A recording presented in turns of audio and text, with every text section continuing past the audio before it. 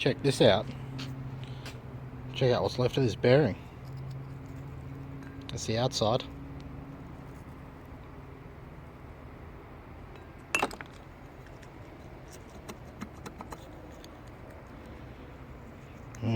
Crunchy.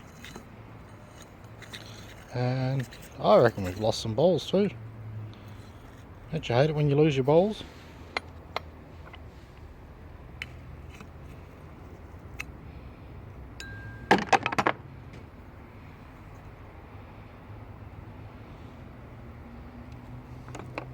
Wonder if that's the front seal of the bearing, the front casing, what's left of it.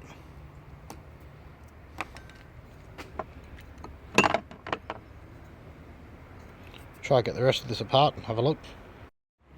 So with the help of the gear puller, I managed to get that off, but it's a little bit burnt, you could say, just a tad. It's the magnetic clutch. It's ruined. That flywheel sort of friction surface there is ruined, and there's no clutch material left at all on the clutch side. So I'd say it's quite dead. It is possible that I'll be able to get a rebuild kit to rebuild the clutch hub and the pulley and everything. The compressor itself was working fine. I don't think there's going to be much damage to that. But yeah, just a pain in the ass.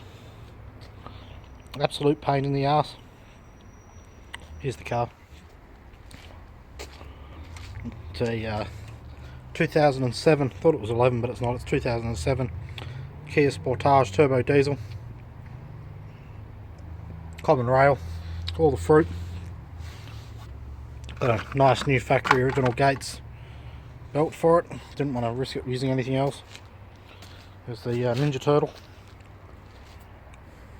And that's it. It's a bugger. It's a bugger. And yeah, that's another video I have to do. Thanks for watching.